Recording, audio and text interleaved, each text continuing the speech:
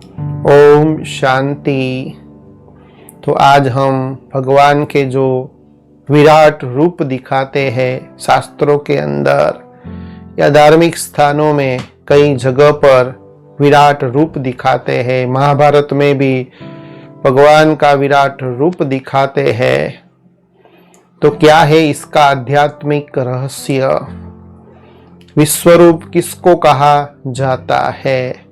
और अलग अलग वर्णों के अनुसार भी विराट रूप दिखाते हैं। तो सच्चा विराट रूप कौन सा है भगवान का? तो आज हम कुछ एक चर्चा इसके विषय पर करेंगे। तो दक्ष प्रजापति के पौत्र विवास्वान के 2 पुत्र थे। एक पुत्र का नाम था मनु, जो सारी ही मानव जाति का जनक माना जाता है, और दूसरा पुत्र था यमराज, जो मौत का देवता है। तो मनु, जिनको स्वयंभू कहा जाता है, जो सर्वप्रथम खुद ही स्वयं ही थे, एक ही पुरुष था जो बिना माता पिता के उत्पन्न हुए थे, ऐसी मान्यता है, ऐसा शास्त्रों में दिखाया है। तो स्वयंभू वो एक ही पुरुष थे और दूसरी एक स्त्री थी, शतरूपा। तो मनु और शतरूपा दोनों से सारी मानव जाति उत्पन्न हुई है। तो मनु के नाम से सारी जाति को मनुष्य व मानव कहा जाता है। तो मनु को आदि भी कहते हैं, आदि माना प्रारंभ।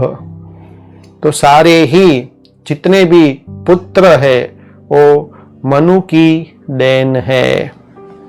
तो दिखाते हैं कि मनु का जो मस्तिष्क है, जो सिर है, उनसे ब्राह्मण उत्पन्न हुए, और जो मनु का जो कंधा है, जो भुजा है, उसमें से क्षत्रिय उत्पन्न हुए, और मनु का जो जांघ है, जो पेट है, उसमें से वैश्य उत्पन्न हुए, और मनु के जो पैर है उसमें से शूद्र उत्पन्न हुए। ऐसा विराट रूप के चित्र में दिखाया गया है। और 4 जो वर्ण दिखाए हैं, ब्राह्मण, क्षत्रिय, वैश्य और शूद्र, तो चारों वर्ण का निश्चित कार्य भी दिखाया है। ब्राह्मण को पूजा पाठ करने का, शास्त्र पढ़ने का, कथा करने का, तो वो सारी धार्मिक विधि का कार्य ब्राह्मण को सौंपा गया, और क्षत्रियों को राजवंशी का, राजाशाही का और रक्षा करने का कार्य उनको क्षत्रियों को सौंपा गया। और फिर व्यापार उद्योग के बारे में वैश्य को एक कार्यभार सौंपा गया, और फिर सेवा चाकरी करने का शूद्रों को काम सौंपा गया। और मनुष्य मत के अनुसार कई ऐसा मानते हैं कि ये जो 4 जो वर्ण है, ब्राह्मण, क्षत्रिय, वैश्य और शूद्र, वो भगवान ने बनाए हैं, भगवान ने निर्मित किए गए हैं। तो एक सत्य बात है, स्वीकार करने जैसी है। और आप भी अच्छी तरह से सोचिए कि अगर भगवान ने ये 4 वर्णों की रचना की है, तो आज धार्मिक स्थानों में धर्म की बात हम करें तो उसमें कितने लड़ाई झगड़े होते हैं, धर्म स्थानों में भी कितने भेदभाव है, मतभेद है, विषमताएं है। तो अगर ये भगवान ने वर्ण बनाए तो ये भेदभाव क्यों, ये विषमताएं क्यों? सोचने जैसी बात है। परंतु सत्यता छिप नहीं सकती। सत्य ये है कि भल नीची कोटि के अंदर नीची जाति के अंदर भी कोई व्यक्ति जन्म लेता है, लेकिन उनका व्यवहार, उनके कर्म, उनकी सोच अगर आध्यात्मिक है तो उसको ब्राह्मण कहा जाता है। और भल राजवंशी में जिसका जन्म हुआ है, वो राजा होते हुए भी उनका चरित्र निम्न कोटि का है तो उसको शूद्र कहा जाता है।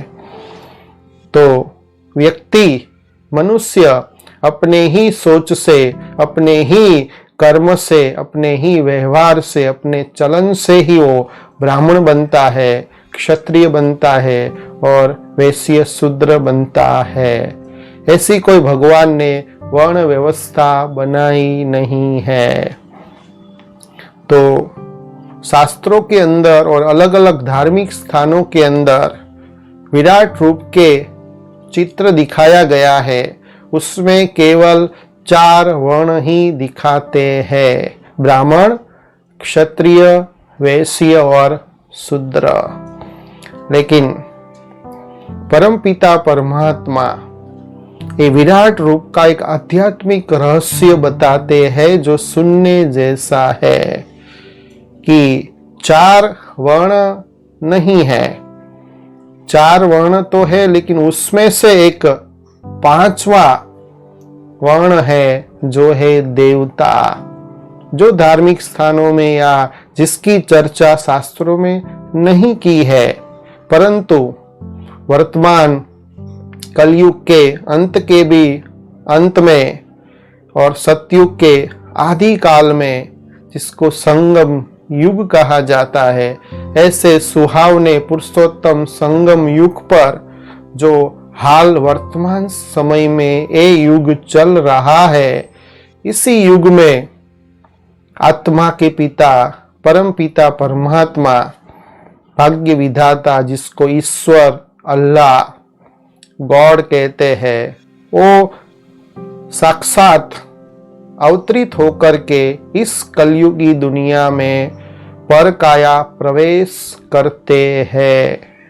और जो आदि देव है, जिसको मनु कहा जाता है, तो वो आदि देव ब्रह्मा के तन के अंदर प्रवेश करके सभी आत्माओं को उस ब्रह्मा मुख के द्वारा, ओ मनु के द्वारा, ओ आदि देव के द्वारा सत्य ज्ञान, सच्ची समझ और सहज राजयोग, जिसको मेडिटेशन कहा जाता है, उसके जरिए, उसके आधार से सभी को पावन बनाते हैं, सभी को देवता बनाते हैं।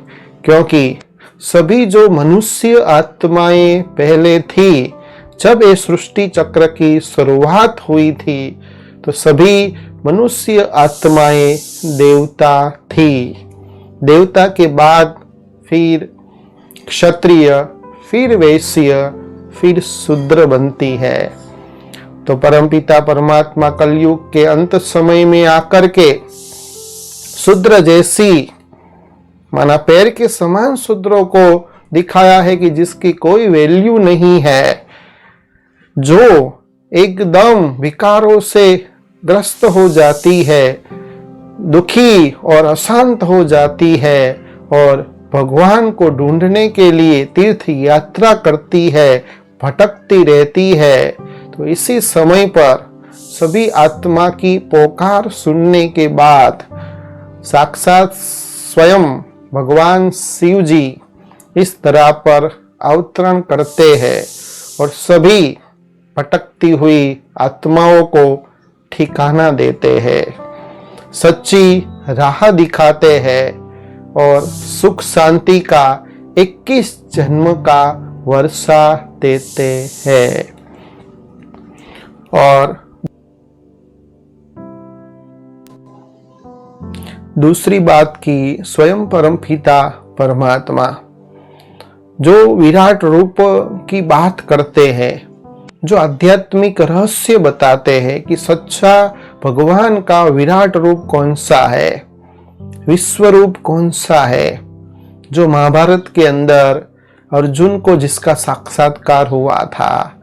जब अर्जुन युद्ध करने के लिए तैयार नहीं होते, तब श्री कृष्ण उनको विराट रूप का दर्शन कराते हैं, जिसमें उनकी 1000 भुजा दिखाते हैं और उनके कई मुख दिखाते हैं और उनका तेज हजारों सूर्य से तेजोमयी दिखाते हैं। और अर्जुन वो स्वरूप को देख नहीं पाते और कहते कि बस करो भगवान, बस करो।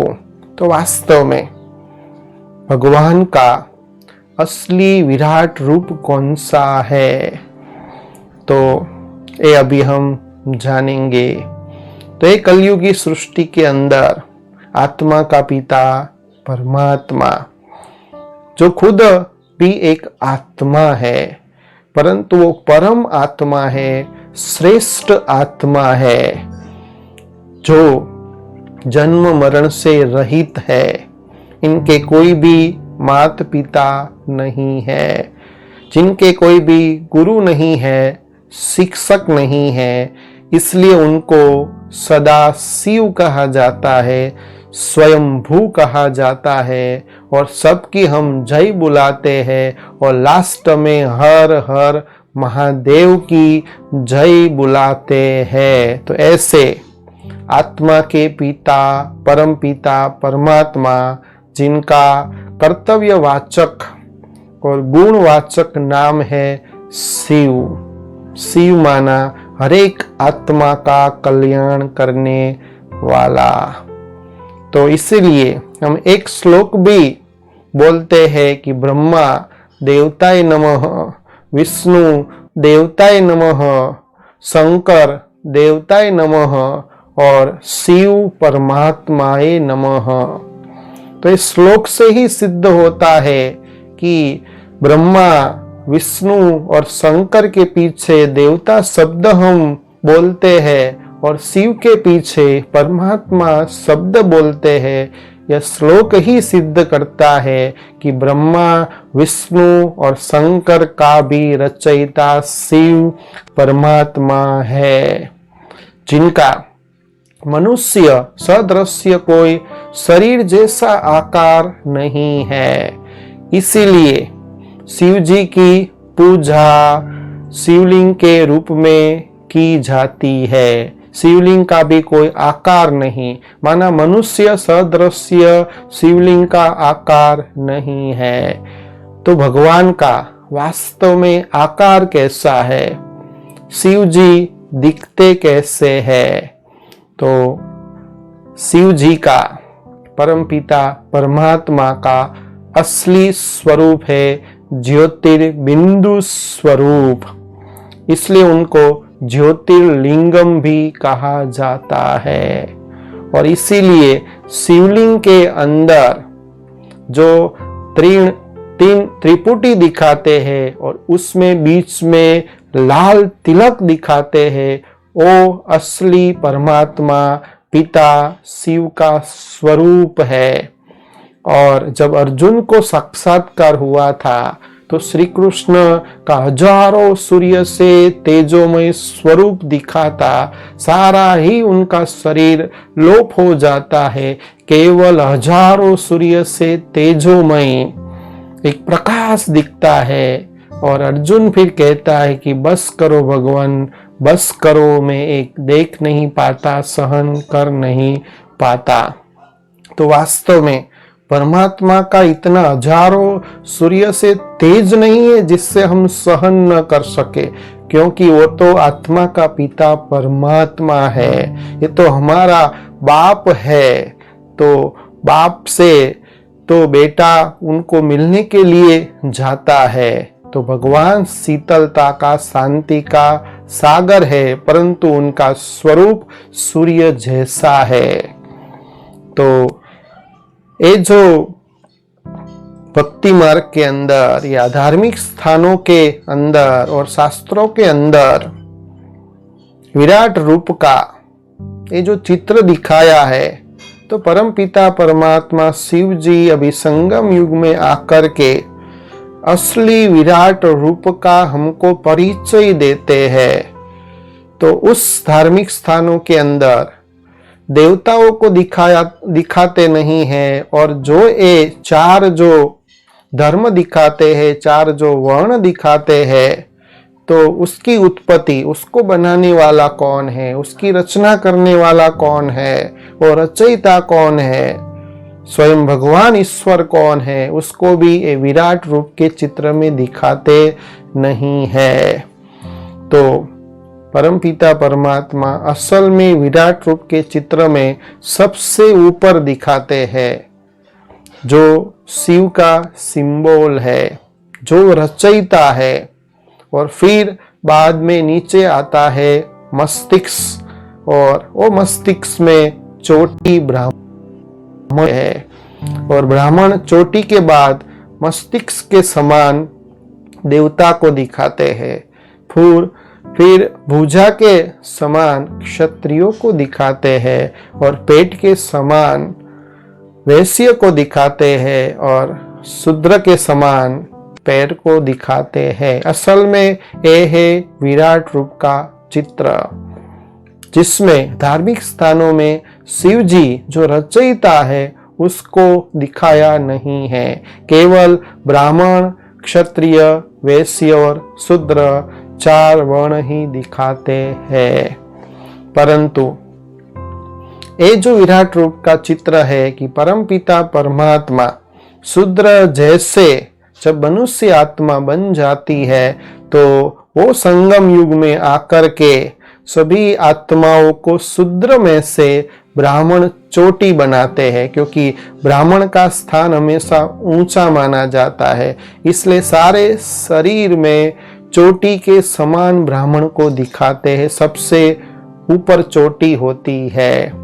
तो जब परमपिता परमात्मा इस संगम युग पर कलयुग के अंत समय में आते हैं, तब शूद्र जैसे विकारी मनुष्यों को, जिसकी कोई वैल्यू नहीं थी, जो भगवान को पाने के लिए दर दर भटकते हैं, दुखी अशांत हो जाते हैं, और जब धर्म के अंदर भी झगड़े हो जाते हैं, और सारे ही लोग जब भगवान को पुकारते हैं कि अब ये दुनिया जीने लायक नहीं है, तब सबकी पुकार सुन करके परमपिता परमात्मा शिव जी इस संगम युग पर अवतरण करते हैं, और फिर सभी शूद्र जैसे मनुष्य आत्माओं को ब्राह्मण पहले बनाते हैं, और ब्राह्मणों को आकर के सच्चा ज्ञान देते हैं, पहले स्वयं का परिचय देते हैं, उनको याद दिलाते हैं कि पहले आप क्या थे,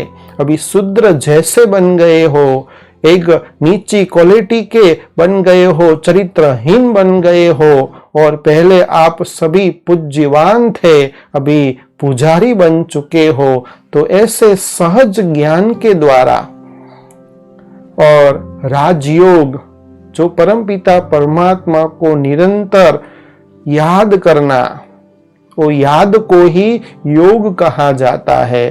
तो ये सहज राजयोग के द्वारा सभी जो शूद्र जैसे मनुष्य आत्मा होते हैं, उनको ब्राह्मण बनाने के बाद ये राजयोग और ज्ञान देकर सभी आत्माओं को पावन बनाते हैं, और पावन बनाने के बाद उनको देवता बनाते हैं। तो फिर देवता माना सतयुग, सतयुग के अंदर परमपिता परमात्मा ये सारे ही देवताओं को 16 कला संपूर्ण बना देते हैं, और फिर 2 कला कम हो जाती है, और फिर त्रेता युग आता है, और वही देवता फिर क्षत्रिय बन जाते हैं। इसलिए वर्णों के अंदर ब्राह्मण को चोटी दिखाते हैं, और मस्तिष्क के समान देवता को दिखाते हैं, फिर भुजा के समान क्षत्रियों को दिखाते हैं। तो मस्तिष्क हमेशा ऊपर होता है, चोटी सबसे ऊपर, क्योंकि उन्होंने स्वयं परमपिता परमात्मा की श्रीमत को जाना, और श्रीमत के अनुसार परमात्मा के अंग संग रह करके तपश्चर्या की, तप किया, परिश्रम किया, पुरुषार्थ किया, और अपने आप को चेंज किया, और भगवान की मत के अनुसार वो देवता बने। इसलिए भगवान का साथ होने के कारण वो ब्राह्मण को चोटी के समान दिखाते हैं और फिर नीचे मस्तिष्क के समान देवता दिखाते हैं, क्योंकि भगवान की वो श्रेष्ठ रचना है जो है श्री कृष्ण। तो वैकुंठ का जो फर्स्ट प्रिंस होता है वो है श्री कृष्ण, फिर बाद में वही श्री नारायण बनता है और राधा श्री लक्ष्मी बनती है। तो वो 16 कला संपूर्ण निर्विकारी थे, जिसको वैकुंठ की दुनिया, स्वर्ग की दुनिया, जिसको सतो प्रधान युग कहा जाता था। फिर 2 कला कम हो जाती है और कंधे के समान क्षत्रियों को दिखाते हैं। तो वहां राम और सीता का राज्य आता है। इसलिए क्षत्रियों को धनुष्य बाण या अस्त्र शस्त्र दिखाते हैं और राम को भी बाण दिखाते हैं, क्योंकि 2 कला कम हो गई। इसलिए हम श्री कृष्ण की जन्माष्टमी मनाते हैं और राम की राम नवमी मनाते हैं। तो क्षत्रिय के समान उनको माना जाता है। तो श्री कृष्ण को सूर्यवंशी और राम को चंद्रवंशी कहा जाता है। तो फिर कंधे के समान क्षत्रिय। फिर ये जो सतयुग और त्रेता युग वो 2500 वर्ष तक चलता है, जिसको स्वर्ग कहा जाता है। फिर स्वर्ग के बाद 2500 वर्ष के बाद द्वापर युग आता है, माना पेट के समान वैश्य को दिखाते हैं। तो द्वापर युग जब आता है तब वही देवी देवता अपने आप को भूल जाते हैं, जो 16 कला संपूर्ण थे, एकदम सुख शांति से रहते थे, जहां सोने हीरे जवाहरत के महल थे, जहां घी दूध की नदियां बहती थी, कोई भी कमी नहीं थी। वाघ और गाय एक घाट पर जहां पानी पीते थे, ऐसी दुनिया 2500 साल तक चलने के बाद द्वापर युग आता है और वही पूजनीय देवता अपने आप को भूल जाते हैं और फिर अपनी ही मूर्ति बनाकर पूजा शुरू करते हैं। तो वो वैश्य के समान दिखाते हैं। फिर धीरे धीरे कलयुग आता है और कलयुग में तो एक भी कला रहती नहीं है। द्वापर युग में फिर भी 8 कला होती है मनुष्य आत्मा की, लेकिन कलयुग में जब वो मनुष्य आत्मा पहुंचती है जन्म लेते लेते, तो एक भी कला रहती नहीं है। माना उसकी बुद्धि एकदम पत्थर जैसी बन जाती है। इसलिए शूद्रों को पैर के समान दिखाते हैं। तो कलयुग में कोई भी मनुष्य आत्मा की वैल्यू रहती नहीं है। एकदम दुखी हो जाते हैं, अशांत हो जाते हैं, रोगी हो जाते हैं। तभी सभी एक साथ परमात्मा को पुकारते हैं कि हे पतित पावन, हमको आकर के पावन बनाओ। तो सभी की पुकार सुनने के बाद जो आत्मा का पिता परमात्मा शिव जी है, वो फिर से इस तरह पर काया प्रवेश करते हैं, प्रकट होते हैं और सभी मनुष्य आत्मा जो शूद्र जैसी बन चुकी थी, वो सभी आत्मा को प्रथम वो ब्राह्मण बनाते हैं और ब्राह्मण थोड़े समय के लिए थोड़ा पुरुषार्थ करते हैं, एक ही जन्म के लिए वो ब्राह्मण बनते हैं और भगवान का संग के कारण, साथ के कारण, उनकी मत के कारण, उनकी जो भी विधि है, राजयोग की विधि है, वो अपनाने के बाद अपने आप का वो परिवर्तन करते हैं और अपने आप के परिवर्तन से वो फिर फरिश्ता बनते हैं और फिर से देवता बनते हैं। तो ये जो चक्र है, ब्राह्मण, देवता, क्षत्रिय, वैश्य और शूद्र, ये चक्र चलता ही रहता है। जो अनादि चक्र है, जो अविनाशी चक्र है, जो बना बनाया खेल है, हम सभी उसके एक्टर है और परमपिता परमात्मा शिव जी उनका डायरेक्टर है।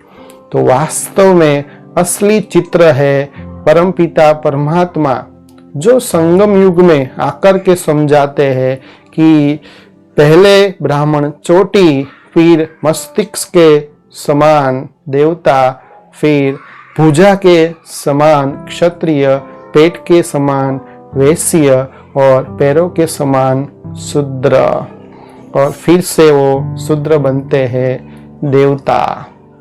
तो ये विराट रूप का असली चित्र है और इसका आध्यात्मिक रहस्य ये है। अच्छा, ओम शांति।